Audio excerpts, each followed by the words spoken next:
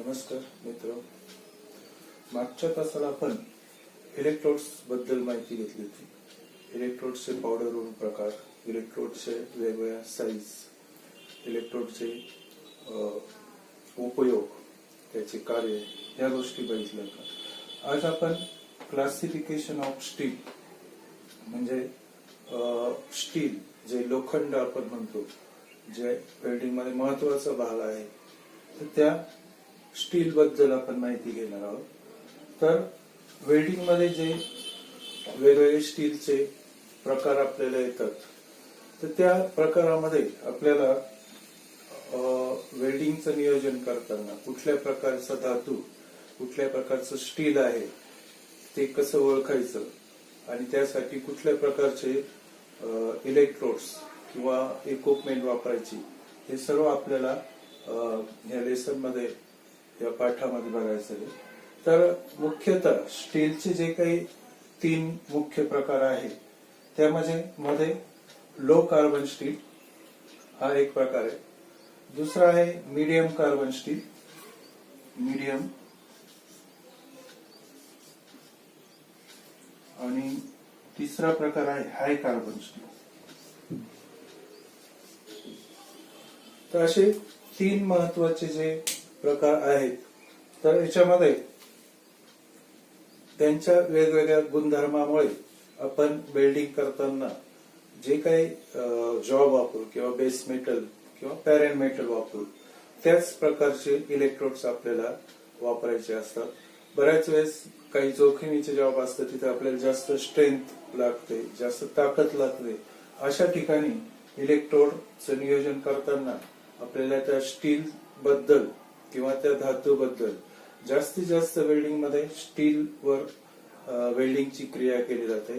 त्यामुळे स्टीलचे जेवढे काही प्रकार आहेत, ते सर्व प्रकार आपल्याला माहीत असणं गरजेचं आहे. त्याचं कारण असं की आपण जेव्हा वेल्डिंग करू, जॉब आपल्याला बेस मेटल कोणत्या प्रकारचं आहे त्याप्रमाणे वेल्डिंग रॉडचं नियोजन करावं लागतं. आणि वेल्डिंग करताना आपल्याला ज्या काही अडचणी येतात, जर आपल्याला बेस मेटलचे गुणधर्म माहीत असतील तर त्या अडचणी येत नाही. जसं वेल्डिंग बीडवर क्रॅक येणे. आता क्रॅक हा कार्बन, धातूमध्ये असेल कार्बन, याच्यावर जास्त अवलंबून असतो. ते कार्बनचं प्रमाण कमी जास्त झाल्यानंतर क्रॅक डेव्हलप होतो. तर अशा बऱ्याच गोष्टी आहेत की ज्यामुळे आपल्याला वेल्डिंग बद्दल विचार करताना धातूचा विचार, धातूचे प्रकाराचा विचार करणं खूप गरजेचं आहे.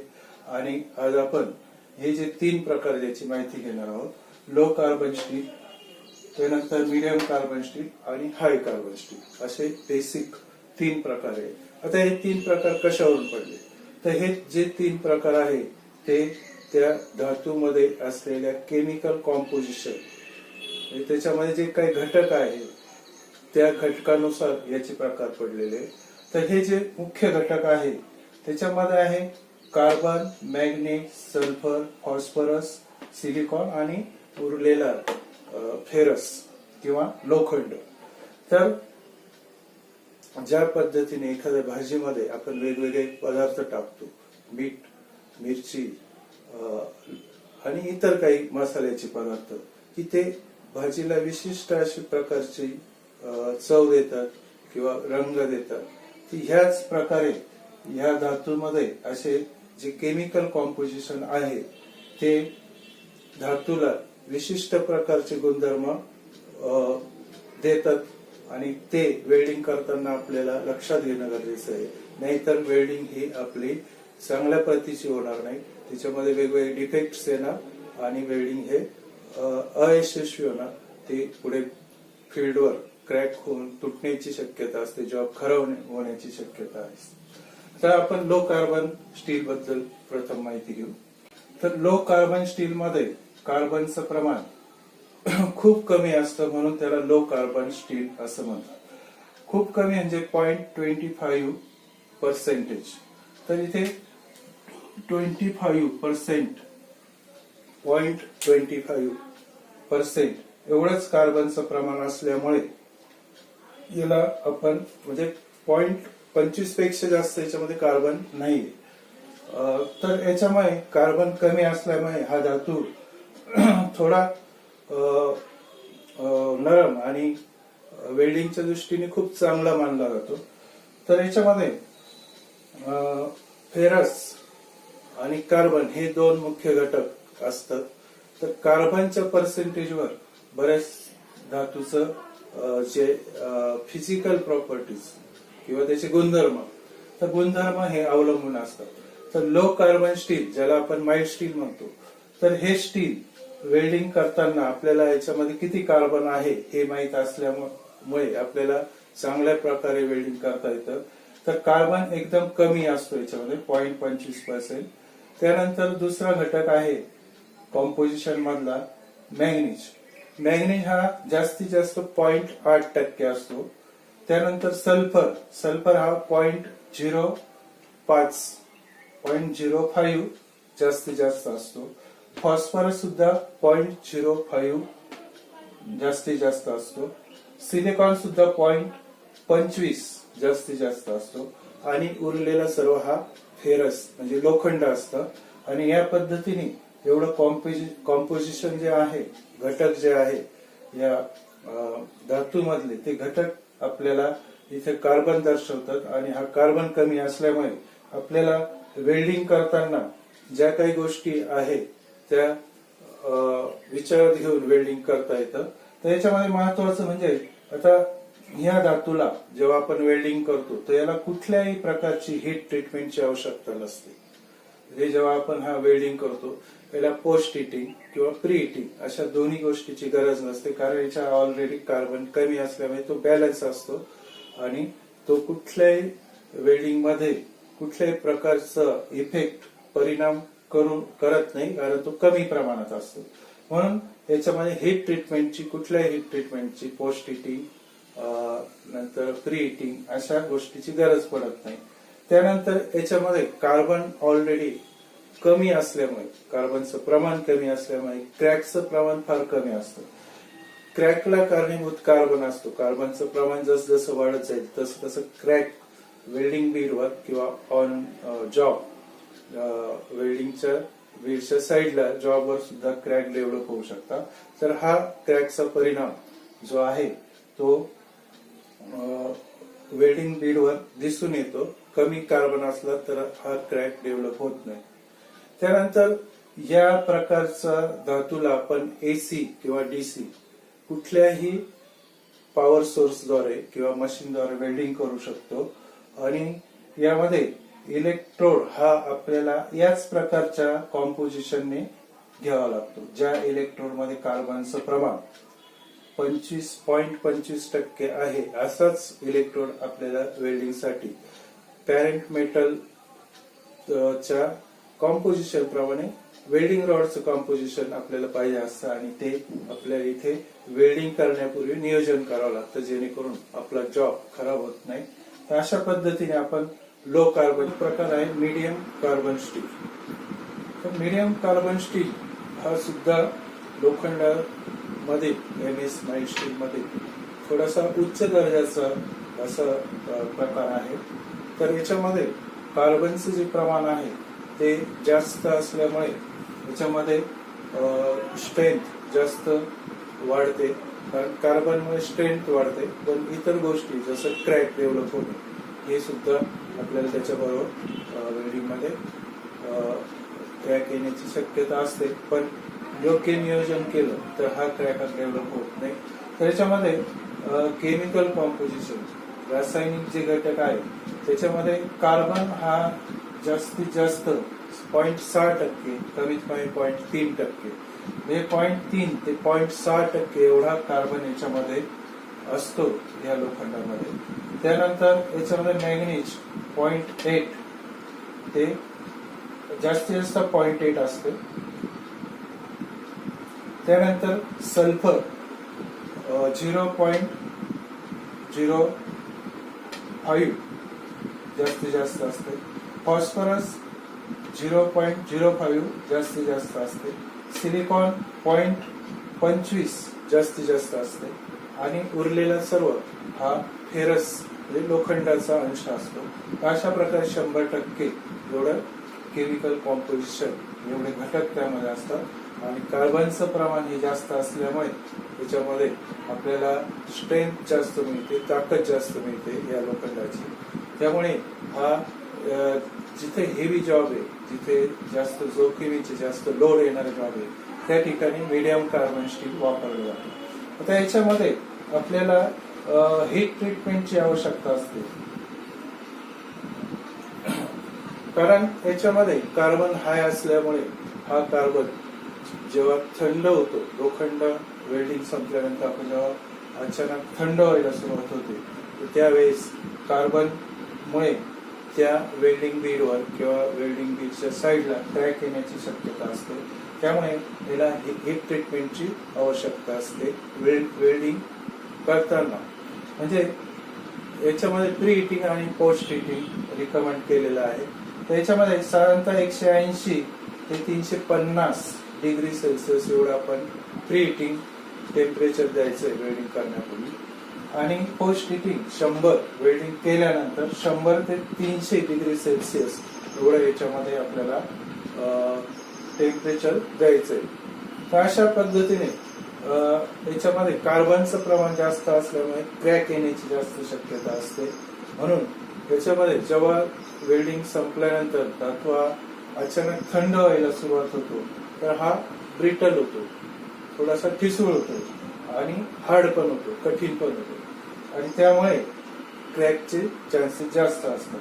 त्याच्यामुळे कुलिंग करताना अचानक कूल न करता, हवेमध्ये थंड न करता, प्री हिटिंग किंवा फर्नेस किंवा ओव्हन मध्ये ठेवून जॉब शक्य असल्यास तो हळूहळू कुलिंग केला तर क्रॅक डेव्हलप होण्याची शक्यता कमी असते. त्यानंतर दुसरा एक याच्यामध्ये समस्या उद्भवते, ती म्हणजे याच्यामध्ये हायड्रोजन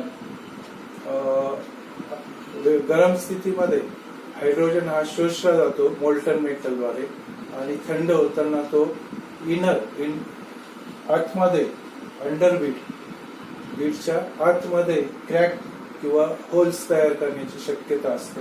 हा एक दोष याच्यामध्ये येण्याची जास्त शक्यता असते. त्यासाठी आपल्याला लो हायड्रोजन इलेक्ट्रोड वापरून हा दोष दूर करता येऊ शकतो. आणि लो हायड्रोजन इलेक्ट्रोड ज्याच्यामध्ये पाण्याचं प्रमाण कमी केलेलं असतं, ज्याच्यामध्ये पाण्याची टक्केवारी कमी असते, याचं बेकिंग टेम्परेचर जास्त असतं इलेक्ट्रोडचं, 350 ते 450 असतं. त्यामुळे इथे सुद्धा प्री हिटिंग टेम्परेचर किंवा पोस्ट हिटिंग टेम्परेचर 300 पर्यंत आहे, जेणेकरून आपल्याला आतल्या वेल्डिंग बीड मधला हायड्रोजन कंट्रोल करता येईल. त्यासाठी आपल्याला लो हायड्रोजन इलेक्ट्रोड वापरायचं.